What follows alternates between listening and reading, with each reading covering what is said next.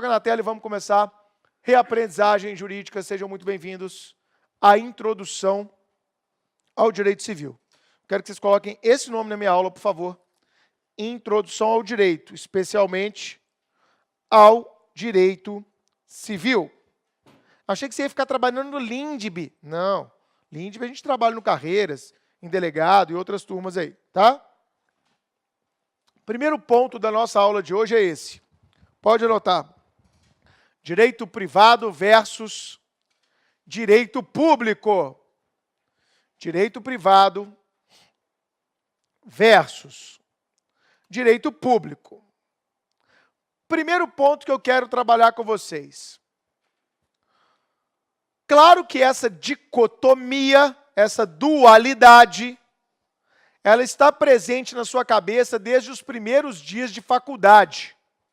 A ideia de um direito que é público, a ideia de um direito que é privado. Na próxima aula eu vou trabalhar com a ideia de um direito objetivo, com a ideia de um direito subjetivo. Temos do primeiro período da sua faculdade.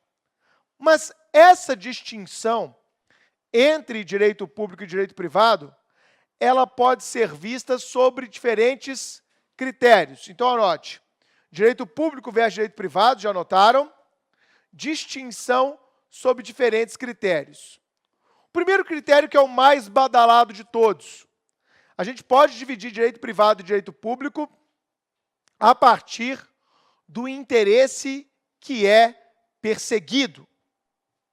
Repetindo, a primeira forma de distinção entre direito privado e direito público é a partir do interesse que se está perseguindo. Então, foco no interesse. Vamos lá, Amanda. No direito privado, qual é o interesse perseguido, gente? Olha para cá. É o interesse o quê? É isso aí, alguém falou. O interesse próprio. O interesse do indivíduo. Então, sob o prisma do direito privado, eu pergunto, por que você está aqui? Para atender os meus interesses. Eu quero obter conhecimento jurídico. Por isso, eu celebrei este contrato com o Supremo. Então, nós falamos em direito privado como sendo um centro protetivo dos interesses próprios, dos interesses individuais, dos interesses egoísticos. Ou seja, do interesse privado. Ao passo que no direito público, nós vamos perseguir, nós vamos buscar, obviamente, o interesse que não é de um, o interesse que é de todos, o interesse que é da coletividade. Dentro daquela lógica muito trabalhada no direito administrativo, da supremacia desse interesse público, lembram disso? E também da indisponibilidade dos interesses públicos. Então, o interesse perseguido, o interesse privado, o interesse egoístico e o interesse da coletividade é sempre o critério mais trabalhado, mas não é o único. Segundo, a natureza dos sujeitos. Enquanto no direito privado nós vamos trabalhar na tutela dos interesses particulares, dos interesses que dizem respeito àquele indivíduo e à sua vida privada, no direito público, nós vamos buscar interesses que são, de maneira lata, da administração, do Estado. O Estado é o protagonista dos interesses quando a gente fala em direito público. Então, quando, por exemplo, eu penso no direito penal, um direito público na sua essência, nós estamos colocando que o sujeito que tem o maior interesse ele é o próprio Estado, no exercício de sua soberania, como o Habib colocou para vocês, no exercício da denominada persecução penal estatal. Ok? Na eficácia dessa persecução penal. Então, a natureza dos sujeitos envolvidos também é um critério sempre apontado. E o terceiro critério distintivo dessa dicotomia seria o modo de se relacionar. Vamos lá. Quando eu falo do direito privado, o modo de se relacionar é um modo baseado na autonomia. É um modo baseado na premissa da liberdade. Por isso que nas primeiras aulas de direito administrativo, você, quando estuda o princípio da legalidade, e o Rafa colocou isso aqui para vocês porque eu assisti, vocês aprenderam que na administração pública, o administrador só pode fazer aquilo que a lei manda. Ou seja, o modo de relacionamento no âmbito da administração pública do Estado é um modo autoritário, é um modo impositivo, é um modo que geralmente gera restrição de liberdades. Essa é uma característica típica do direito público, um modo autoritário, impositivo, restritor de liberdades. Já no direito privado, não. Já no direito privado, nós vamos trabalhar com a ideia de autonomia, possibilidade do sujeito criar as suas próprias normas, sob o viés, sob a perspectiva da liberdade.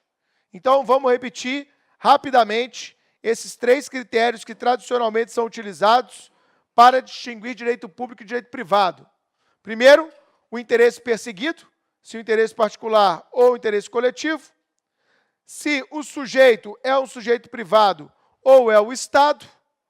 Ou se o relacionamento para com terceiros é um relacionamento que prima pela autonomia e pela liberdade, ou se prima pelo autoritarismo, pela imposição, pela restrição da liberdade, tudo isso imposto por um princípio maior no direito público, que é o princípio da legalidade.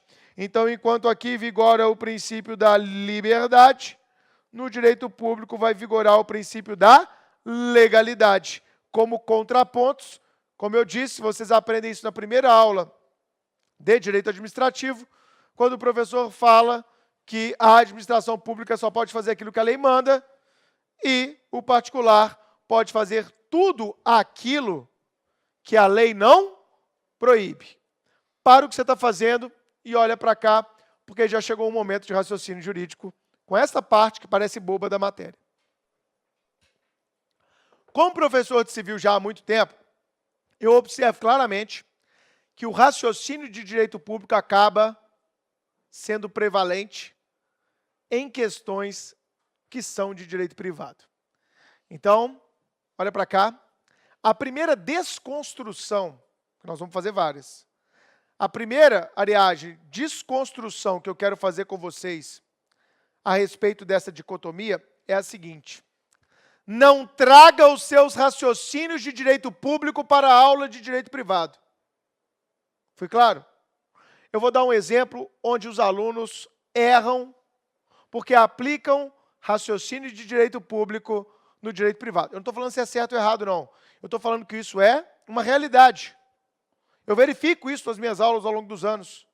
Eu pergunto uma coisa que é claramente direito privado, a galera responde sob a ótica do direito público. Quer ver? Vamos lá. O negócio jurídico, ele tem forma prescrita em lei ou não? Olá, tudo bem? Negócio jurídico, o instituto típico do direito privado, né? Contrato, testamento, casamento. Ele tem forma prescrita em lei ou não? Hein, gente? Via de regra, não. Essa é a resposta de direito privado, baseada em quê? Coloca na tela. Em vai. Autonomia e liberdade. O que os alunos falam? Sim, tem forma sim. Não, filho, não tem. Aqui não é direito público. Se for direito público, eu teria o quê? Uma forma impositiva. Tem que ser desse jeito, tá? Por quê? Porque eu estou mandando a sua lei calar a boca. O direito privado, ele não parte desta lógica de raciocínio. Então, quando alguém te perguntar qual é a forma exigida para os negócios jurídicos, qual tem que ser a sua resposta? Livre. Quem foi meu aluno já viu eu falando isso em sala. Foi ou não, Henricão? Eu ou não, Alessandro? Não falei isso em sala? Os negócios jurídicos têm forma livre. Mas, às vezes, pelos interesses envolvidos, a lei vai virar e falar, olha, eu sei que vocês têm liberdade de definir a forma que vocês quiserem para os negócios em geral, mas aqui, vocês me desculpem, eu vou impor uma forma. Aqui eu vou prescrever a forma que eu entendo como sendo a mais adequada para preservar segurança jurídica, interesses de terceiros, e não apenas o interesse de vocês dois que estão envolvidos. Tá bom, gente? Tá bom, então me dá um exemplo. Casamento. Casamento. Eu posso celebrar um casamento, estou falando casamento enquanto instituto jurídico, com a minha avó, celebrando. Minha avó fala palavras muito sábias da família, ela é uma matriarca de respeito, e ela vai celebrar meu casamento. Eu posso isso ou não? Não, o que você vai falar? Não, existe uma formalidade. Não pode, isso não pode ser feito, né? Se eu vou celebrar uma compra e venda que envolva imóveis de valor superior a 30 salários mínimos, o que o código fala? Não, compra e venda de valor superior a esse valor, compra e venda de valor superior a 30 salários mínimos, eu vou exigir aqui que seja obedecida a forma pública. Forma pública. Então, vejam, excepcionalmente, vou dar um pitaco aqui no direito privado. Eu vou dizer que a liberdade aqui está o quê? Mais restrita. Perfeito? Eu costumo brincar com quem gosta mais de penal do que quem gosta mais de direito civil, que esse tipo de gosto tem a ver com o apreço que você tem pela liberdade. Se você gosta bastante da liberdade, aprecia esse valor democrático, você tem uma tendência a gostar mais de direito civil, que é o direito que tutela as liberdades individuais. Os seus interesses privados não são tutelados pelo penal, não é? Só que tem a questão do fetiche à violência, que Freud já dizia, né? O Chiquinho deve ter abordado isso com vocês. Esse fetiche da violência pelo penal é que atrai o penal, né, gente? É a desgraça é que dá audiência, né? Perfeito? Então é claro que a galera ama penal por causa da desgraça que dá audiência. Mas o penal não está, em primeiro momento, trabalhando com esse tipo. Ele é um direito autoritário. Ele vai impor penas a condutas o tempo inteiro. Esse é o direito penal. Essa é a lógica do direito público. Aprenderam o primeiro raciocínio, a primeira desconstrução? Não tragam raciocínios do direito público para o direito privado, porque a lógica é diferente. Segundo ponto. Acho que está na hora de superarmos esta dicotomia.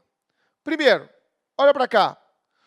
Se eu falo em um direito privado, se eu trabalho a ideia de um direito privado, nós vamos ter aqui dentro alguns valores, como acabamos de colocar, como a autonomia, nós vamos trabalhar muito hoje esse conceito, como a liberdade, como a isonomia, como a confiança, valores como a propriedade privada, valores como a família, valores como a possibilidade de sucessão, não é assim? Valores como os contratos em geral. Estamos aqui falando do âmbito do direito privado. Quando eu falo do direito, vamos colocar aqui de outra cor, público. Quando eu falo do direito público, por sua vez, eu não estou falando de autonomia. Eu estou falando de, anote essa expressão, heteronomia. Nós vamos trabalhar muito ela hoje também. Nós estamos falando de um espaço de heteronomia. O que é uma heteronomia, Ana, minha aluna? Autonomia, norma própria. Heteronomia, o que é hétero, gente? Henrique, você é hétero? O que é hétero, cara? É o diferente. Heteronomia é o quê? A norma imposta por quem é diferente de você. No caso, o Estado. Eu tenho uma expressão que é a melhor de todos para o direito público, é o direito que caga a regra na nossa cabeça. Oi? Você falou caga? Falei. É o direito que caga regra na nossa cabeça. Ok? No direito privado, a ideia é de construção de regras. No direito público, a ideia é de novo, imposição por outrem, heteronomia. A ideia é de restrição, num primeiro momento, de direitos. A ideia é de publicização. A ideia é de interesses estatais. A ideia é de interesses coletivos. A ideia é de supremacia. A ideia é de soberania. A ideia é de autoridade. São todas ideias que a gente colhe da perspectiva de um direito público. Perfeito? Agora, coloca na tela. Será que essa dicotomia, como tradicionalmente ela foi construída, será que hoje ela ainda se afigura como correta? Será que essa dicotomia hoje se faz presente com a mesma força de outrora? Primeiro ponto. Para que foi construído essa dicotomia? Qual é a função dessa dicotomia? Vocês sabem? Vamos lá, é uma turma de reaprendizagem. Você falou igual um papagaio a vida inteira. Direito público, direito privado. Tá, e para que serve isso? Eu não sei. Só sei que é assim. Né? A gente não reflete o que a gente está aprendendo. Acho que a faculdade de Direito no Brasil tem esse defeito. Ela é muito pouco reflexiva. Ela é muito impositiva. Aprende porque é assim que você tem que aprender. E não temos construções de os porquês. E você não chega à ideia das funções. Essa dicotomia, ela serviu para fundamentar essa distinção aqui, ó, entre os vários ramos do direito, que é uma coisa, do ponto de vista da história, relativamente recente. Você acha que lá na antiguidade, quando se falava em direito, tinha essa de direito penal? Aí eu sou juiz, eu sou o pretor só de direito civil, a minha competência é essa. Claro que não. Isso é um fenômeno da modernidade, do século XVIII para cá. Perfeito? Então, esta divisão entre direito público e direito privado, ela foi importante para fundamentar a existência de ramos distintos dentro da ciência jurídica. Anota isso. Essa dicotomia nasceu para fundamentar a existência de ramos distintos, fundamentar a existência de ramos distintos dentro da ciência jurídica. O que é uma tremenda de uma falácia também. O que? Ramos do direito? Sim. É uma falácia porque, olha para cá, ela nasceu, Fernanda, essa distinção entre ramos, como uma forma de afirmação da própria ciência do direito. Espera aí, é ciência? É. Então tem nichos de conhecimento diferentes? Tem.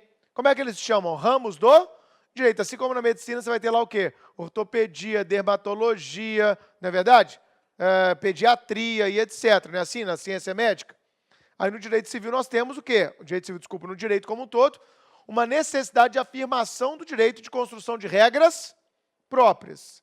Mas a primeira divisão do direito que aconteceu foi a divisão entre quê, gente? Entre público e privado. E depois dessa distinção, foram nascendo o quê? Outros ramos do direito. Percebem isso? Por que eu estou dizendo isso? Que é uma falácia. Porque o direito, enquanto ciência, ele é uma coisa una e indivisível. Ok? Às vezes você pega um julgado do STF, quando você vai ler informativo, você consegue classificar ele dentro de algum ramo? Vamos, gente? Você vê lá, putz, isso aqui está falando de civil, penal, constitucional, administrativo e processo. Aí você classifica como que? Constitucional. Isso aqui é um acorde constitucional. Quando é tudo, né? Nossa Constituição, dentro das classificações lá, isso aqui é tudo e tal, não sei o que, então acabou. Vou classificar como constitucional. Concorda comigo ou não? Mas é uma grande falácia. Por quê? Quem é meu aluno antigo sabe. A classificação entre os ramos ela é útil, mas existe uma simbiose entre eles o tempo todo. E como você foi, olha a expressão que eu vou usar, domesticado na faculdade por professores que, na sua grande maioria, não tinham uma visão interdisciplinar, vocês aprenderam e replicam até hoje piadinhas de uma matéria contra a outra. Como se uma fosse superior à outra. Como se uma fosse mais relevante do que a outra. Quando, na verdade, essa distinção, ela é meramente o quê? Um processo histórico de afirmação da própria ciência do direito. Houve um momento em que era importante se criar ramos autônomos, com princípios próprios, até para auxiliar a formação dos novos estados. Se a gente olhar sob o ponto de vista, acho que isso saiu aqui, sob o ponto de vista da formação dos estados nacionais do século XIX. Então, tudo se justifica a partir de um processo histórico, perfeito? Mas essa divisão, eu queria que você, nessa turma de reaprendizagem, olha para cá, relativizasse um pouco essa divisão que você foi criado a sua vida inteira. Perfeito? Ameniza um pouco disso. Tá? Penal é só penal, civil é só civil, processo é só processo, administrativo é só administrativo. Gente, isso é uma falácia que ensinam para a gente. Entenda tudo como algo macro. Sabe aquela visão que você dá assim no Google, que você aumenta o mapa, no Google Maps, sabe? Que você menos, você vai subindo? Faz isso com a sua visão do direito. Eu acho que essa turma de reaprendizagem, ela pode ter esse mérito na sua cabeça. Porque às vezes você está muito ali estudando a regrinha da exceção do direito tributário, do direito administrativo. E você esquece de olhar o quê? Dar um zoom maior e olhar a coisa de cima. E entender que aquelas questões o quê? Se intercomunicam. Os melhores professores que você vai ter na sua vida são esses que conseguem transitar. Porque eles conseguem ampliar a sua visão de um ramo jurídico. Eu lembro na faculdade, a gente fazia uma pergunta para o professor falava assim, não, isso aí é processo, eu não sei não. Isso aí é lá com civil, isso aí eu não faço a menor ideia do que seja. Criaram, repito, domesticaram a gente a não raciocinar de maneira interdisciplinar. E o que o examinador de concurso tem percebido nos últimos 5 anos? Que os alunos não sabem raciocinar de maneira interdisciplinar. Por isso que vem crescendo, desde a prova da OAB até concurso público, questões que são naturalmente o quê? Interdisciplinares. Se você ficar com foco só na matériazinha, você vai ter dificuldade de desenhar raciocínios que são interdisciplinares. Então, olha para cá. Será que aquela classificação puritana de um direito que é só privado, de um direito que é só público, será que ela se mantém? Não, ela não se mantém mais. Olha a frase que eu trouxe para vocês. Entre esses dois polos, há uma enorme e crescente faixa de transição. Entre esses dois polos, há uma enorme e crescente faixa de transição nesta classificação. Eu não vou dizer se ela está certa ou errada, eu vou deixar isso para daqui a pouco, mas vamos entender essa faixa de transição. Olha para cá, o direito de família hoje, quando você vai estudar ele com a Reivane aqui no Supremo, você acha que ele é um direito público ou privado? Requisitos para o casamento, impedimentos matrimoniais, deveres conjugais, deveres do alimentante. Você está escolhendo alguma coisa ali ou só está, de novo a expressão, cagando regra na sua cabeça? Hein, gente? Você tem um espaço de liberdade? Claro, me dá um espaço de liberdade de casamento. Não casar. Né? Outro espaço de liberdade. Definir o regime de bens.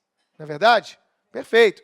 Mas hoje, mais do que nunca, gente, o direito de família, e vou colocar aqui também, o direito das sucessões, eles não se qualificam mais como um direito privado na sua essência. Ele é um privado publicizado. Concordam comigo? Ele é um privado com excesso de dirigismo estatal. Dirigismo no sentido de intervencionismo estatal o tempo todo. O que vocês acham da regra da legítima? Vamos, gente, vamos pensar um pouco. O que vocês acham da regra da legítima? Eu construo um baita do patrimônio a vida inteira, né? E um acidente de percurso eu tive uma filha. Tentei manter contato, tentei dar carinho, ela sempre nem aí para mim. A vida inteira. Eu fiquei doente 5 anos, ela não apareceu nem para me visitar. E foi a única filha que eu tive. Ela vai ser o quê? Minha única herdeira. E se eu quiser fazer um testamento, eu só posso dispor de metade. Por quê? Porque um dia eu coloquei alguém no mundo. E por que ela adquiriu o patrimônio? Porque você colocou ela no mundo. Assim, faz sentido ser da forma como é hoje em dia? Será que esse tipo de intervencionismo estatal faz sentido ser como ele é? Em alguns estados do mundo afora, já se entendeu que não tem que ter limite algum para a legítima. Testa o que quiser testar. Se morrer sem testamento, aí a gente vai ter regras sobre a sucessão. Mas se a pessoa quis ter a sua liberdade, a sua autonomia respeitada, excelente. Olha o liberalismo aí no campo do direito. Perfeito? Então, família de sucessões é um exemplo. Quando você estuda Código de Consumidor, aqui da lei de direito público ou privado? Direito público ou privado? Direito do consumidor, gente? Privado? Público? Está aqui, né, gente? Obviamente, também nessa faixa de transição. Quando você estuda direito do trabalho, direito do trabalho está onde, gente? Agora está voltando, né? Ele estava quase público, estão voltando ele agora um pouco para ser direito o quê? Privado. Vamos limitar um pouco essa tutela exagerada do trabalhador aí. Perfeito? Quem está estudando aí para a prova de procurador do município, me conta, direito urbanístico. O que é aquilo dali, gente? Hein, pessoal? Direito urbanístico é público ou privado? Está impondo limitação na sua propriedade o tempo todo. Ele é público ou você tem um espaço de liberdade? Ele está também nessa zona de transição.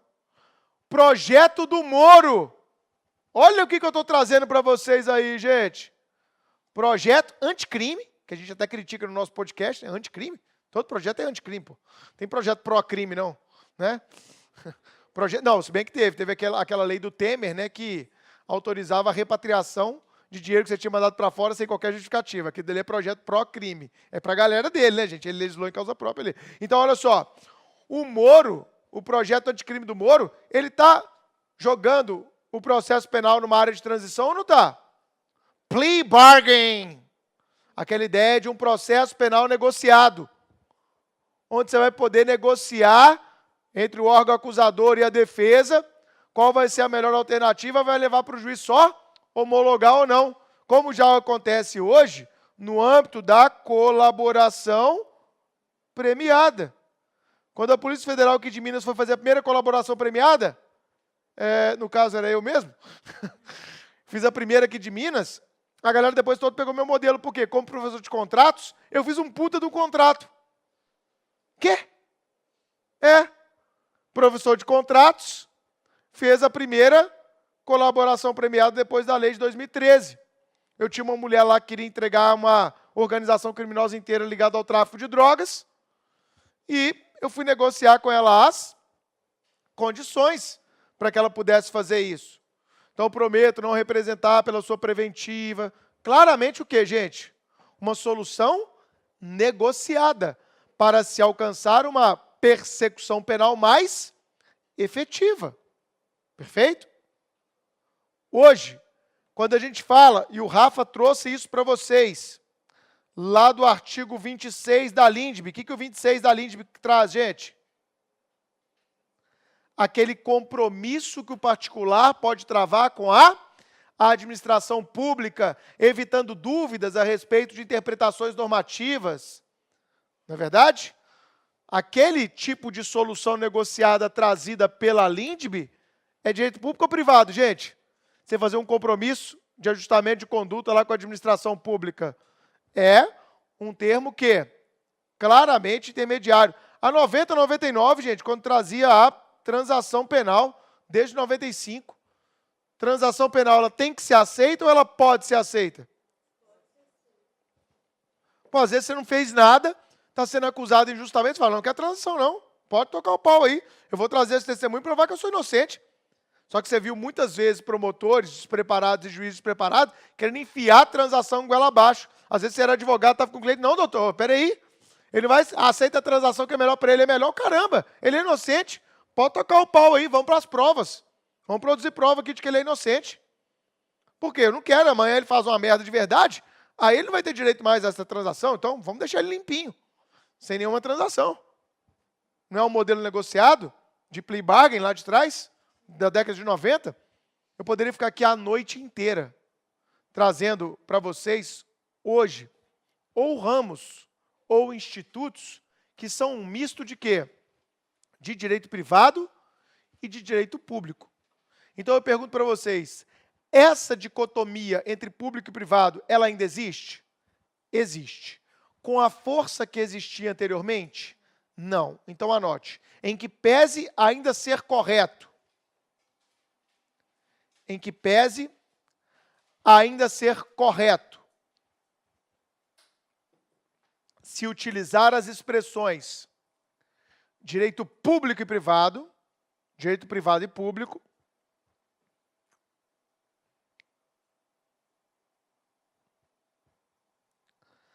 esta dicotomia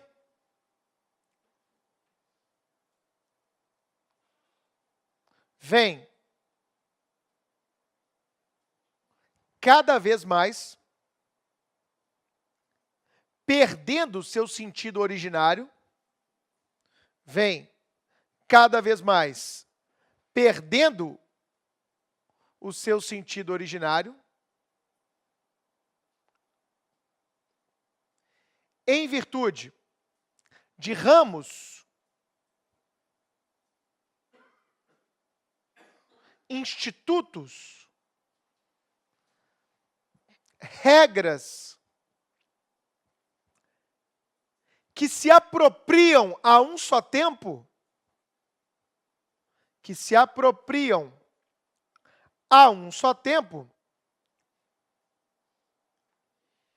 de características de ambas as classificações.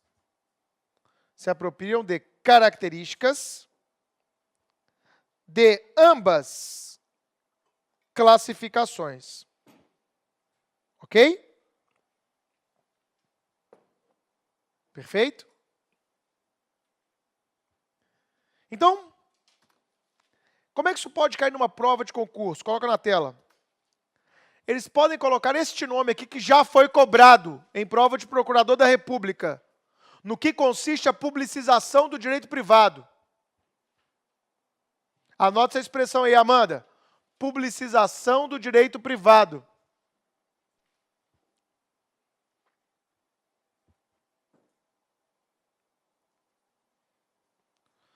Isso é muito importante para você aprender o direito civil moderno. Olha para cá, eu vou largar minha caneta, você vai largar a sua, eu vou explicar e depois eu vou ditar. Pode ser assim? Pode ser, galera de casa? Então vem com o prof. Bruno prestando muita atenção. Momento não pisca. Olha o nome. Publicização do direito privado. O que significa isso, gente? Não anote ainda. São aquelas intervenções, como eu mostrei, que o Estado, por vezes, procede no direito privado,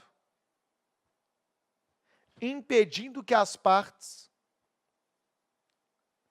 tratem daquela regra de maneira distinta. Ok? Isso começou lá atrás, depois das revoluções, com a questão que ficou conhecida como dirigismo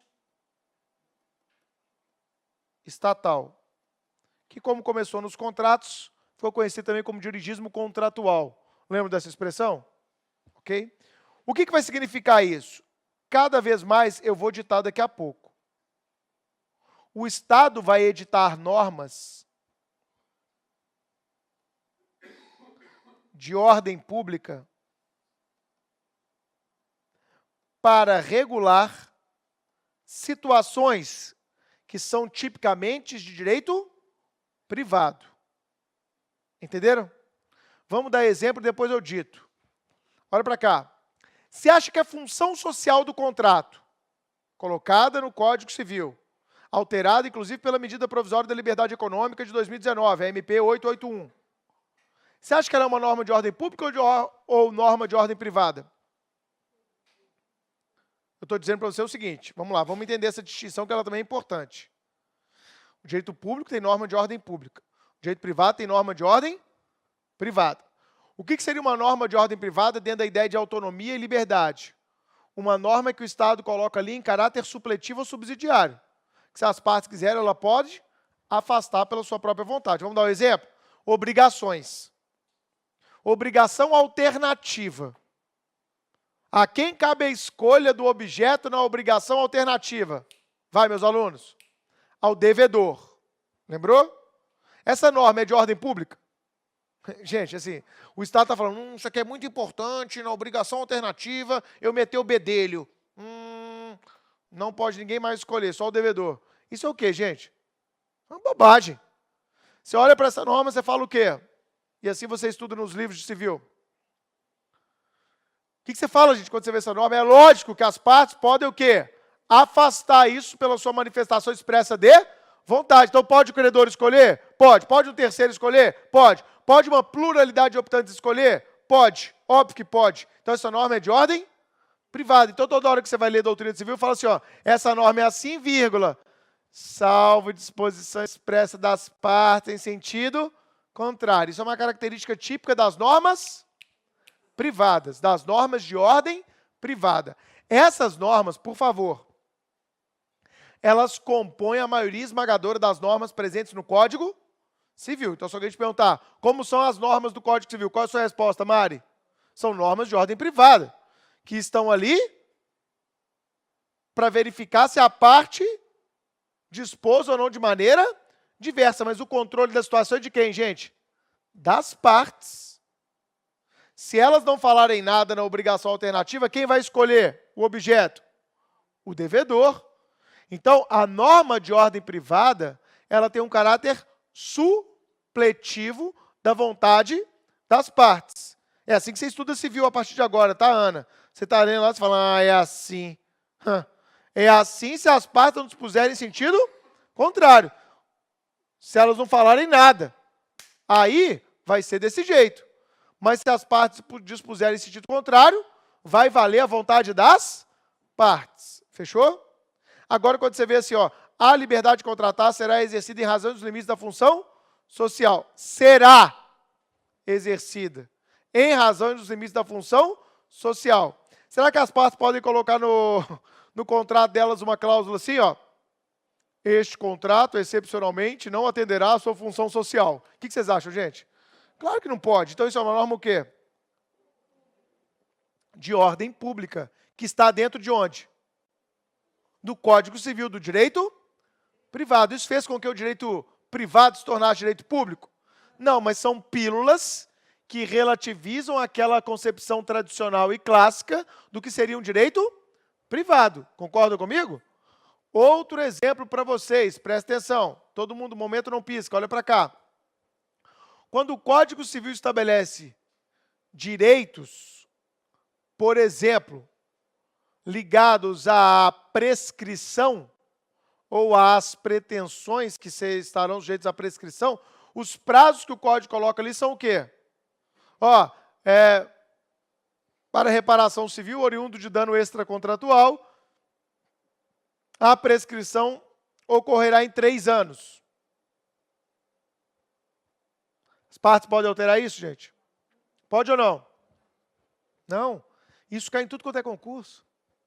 Os prazos de prescrição poderão ser alterados pelas partes. Aí o que você fala? Ai, cala a boca. Claro que não. Não pode, por quê? Você acabou de aprender. Prazo de prescrição é o quê, gente? É norma de ordem pública. Ali o Estado não quis deixar espaço de liberdade para as partes. Quando o Estado fala que as partes têm que cumprir a boa-fé objetiva. Será que as partes podem colocar no contrato? Não cumpriremos a boa-fé? Não, isso é uma norma o quê, gente? Imperativa, impositiva, uma norma que é típica do direito público. Então, olha para a tela. O que vem a ser a publicização do direito privado antes da gente anotar? É a penetração no direito privado de normas de ordem pública, fruto de quê? De intervencionismo estatal no domínio privado. Ok?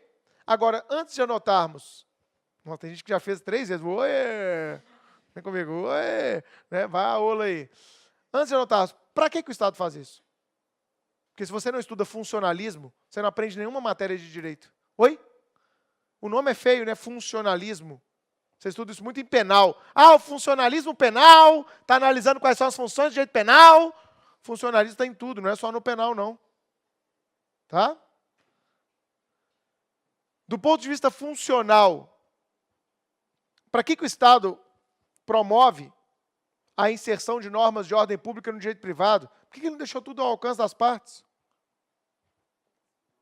Porque a gente assegura verdadeiras liberdades e verdadeiras igualdades é a partir da intervenção de um terceiro estranho às partes. Porque a história demonstrou que muitas vezes, quando a gente deixava só nas mãos das partes, aquele que era mais forte, seja econômico ou politicamente, acabava o quê? Oprimindo quem era mais fraco. Então, a intervenção do Estado vem como o quê? Como um instrumento de garantia de liberdade e igualdade.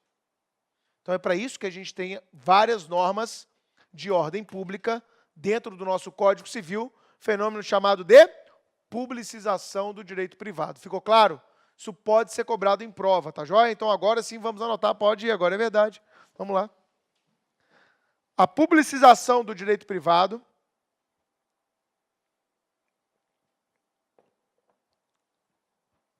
ocorre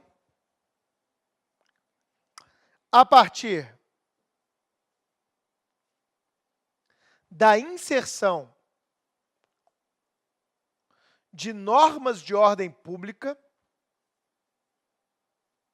inserção de normas de ordem pública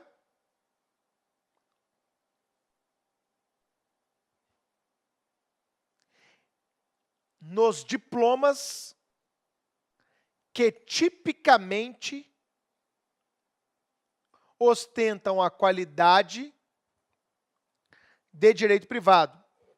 Que tipicamente ostentam a qualidade de direito privado. Ponto. Este dirigismo estatal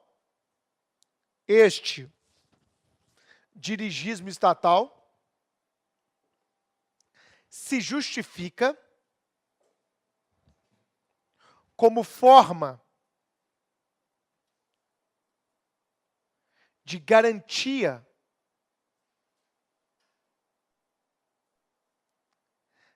de exercício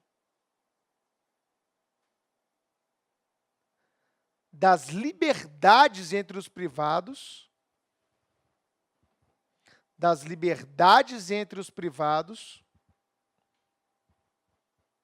vírgula, em busca de uma isonomia substancial, em busca de uma isonomia substancial, em busca de uma isonomia substancial, vírgula, preservando-se desta forma,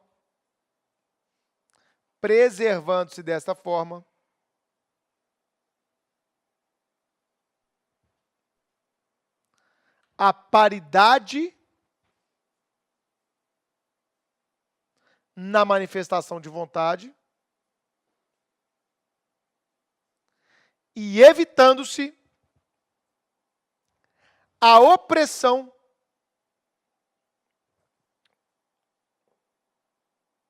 pelo mais forte. E evitando-se a opressão pelo mais forte. Perfeito? Todo mundo entendeu? Então coloca aí exemplos dessa publicização. Novos princípios contratuais. Coloca entre parênteses, 2 deles. Boa-fé objetiva e função social dos contratos. Boa-fé objetiva e função social dos contratos.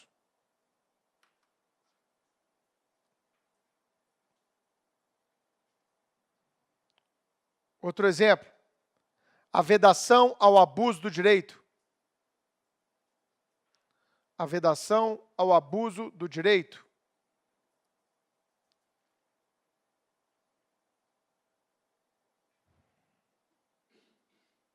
Vedação ao abuso do direito. Os prazos de prescrição, como citamos.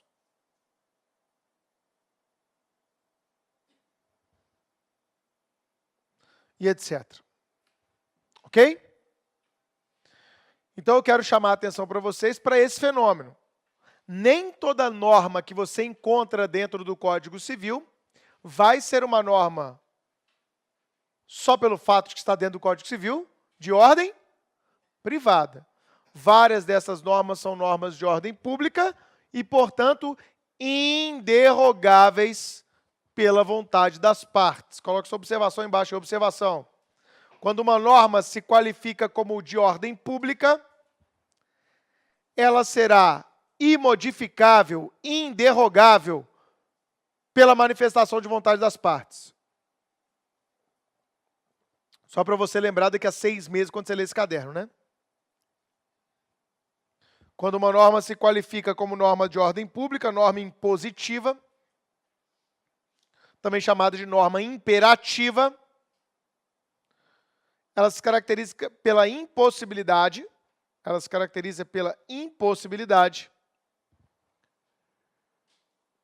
de sua relativização, de seu afastamento por força da vontade das partes. Ok? Aí você vai anotar assim embaixo, conclusão. Olha como é que a sua visão de código começa a mudar. Espero eu, né? Essa é a minha esperança. Estou aqui para isso. Conclusão. O Código Civil é um conjunto de normas de ordem privada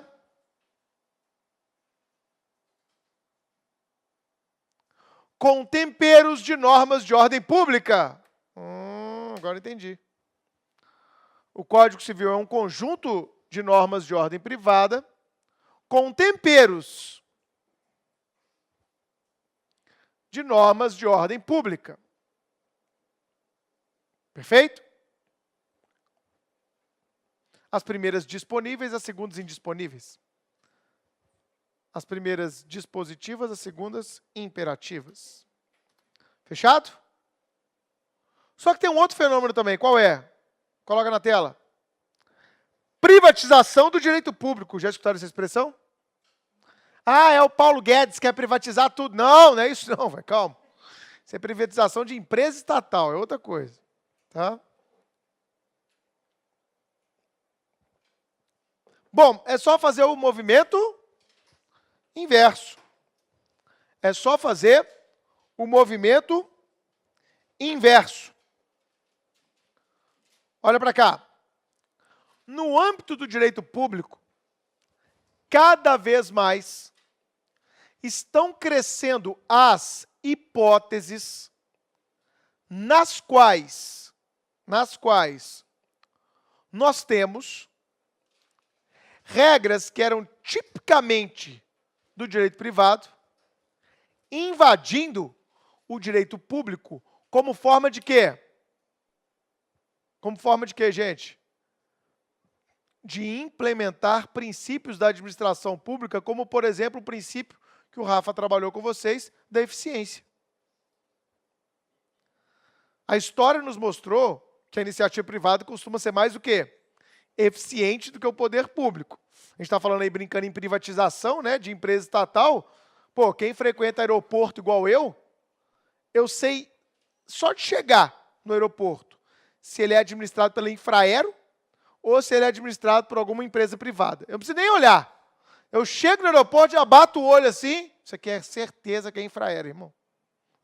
Isso aqui, ó, já privatizou. São dois mundos que não se comunicam. Parece aeroporto de primeiro mundo e aeroporto do interior, do interior, do interior. Né? Infraero e a iniciativa privada. É impressionante. Eu que vou o Brasil inteiro, toda hora eu chego no aeroporto, é nítido, é visível a qualidade dos aeroportos que já estão nas mãos da iniciativa privada desde a época do governo Dilma. Então, se provou ao longo do tempo que o privado tem uma tendência, na maior parte dos casos, de ser mais efetivo do que o público.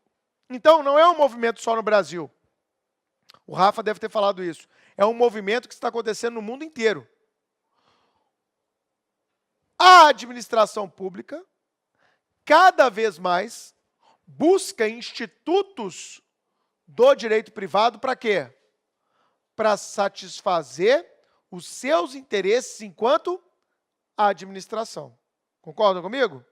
Então, na aula da Flavinha, para quem é nosso aluno aqui do regular, do Carreiras, ou mesmo na aula do Rafa, ele pode ter comentado, me dá um exemplo aí de quando é que a administração atua como um verdadeiro privado. Eu não sei nenhum, não. Não, ela não vai ser um privado puro. Lógico que ela não vai ser um privado puro. Porque ela não está gerindo o interesse dela, ela está gerindo o interesse da coletividade. Mas ela pode ter ali rompantes, em que ela vai trazer uma característica típica do quê? Da iniciativa privada. Consórcio público-privado. Parceria público-privado. Regime de PPP, gente, que tem dado tão certo em vários segmentos no Brasil. Vamos fazer aqui um regime de concessão sobre PPP. Nós estamos trazendo elementos de contratos que são típicos do direito privado para gerir a própria administração pública. Você está chamando o particular para colaborar com a administração pública na consecução dos fins que a lei lhe impôs. Então, o poder público olha esse tanto de estrada que tem no Brasil e fala, é impossível. Já se mostrou. Absolutamente impossível o quê? O Estado brasileiro ter recurso, ter estrutura, ter gente, ter maquinário para fazer manutenção, conservação e ampliação de estradas pelo Brasil inteiro. Vamos botar isso na mão de quem? Gente, vamos lá, dos concessionários, dos privados. Então, nós temos vários exemplos em que isso ocorre. Tá bom? Então, vamos anotar. Na privatização, vem comigo aqui, ó. Na privatização do direito público,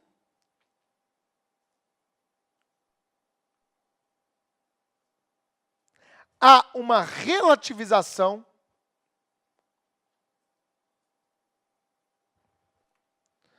da tradicional. Há uma relativização da tradicional supremacia do interesse público sobre o interesse privado. Supremacia do interesse público sobre o interesse privado, permitindo que institutos tipicamente privados, permitindo que institutos tipicamente privados sejam parcialmente apropriados pela administração pública como forma de alcançar, sejam parcialmente apropriados pela administração pública, como forma de alcançar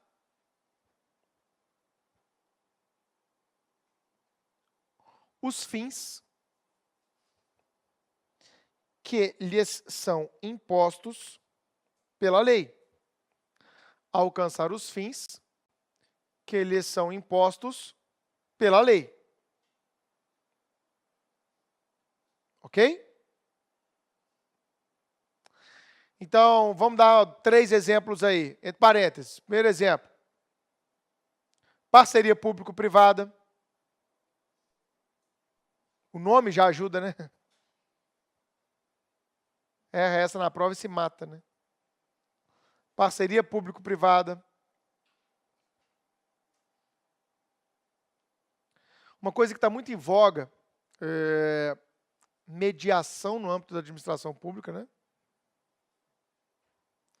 Mediação e conciliação no âmbito da administração pública. Para quem não lembra, existe um contrato de transação, tá no Código Civil 840 a 852. 851. Né? Que é o contrato de transação, muitas vezes.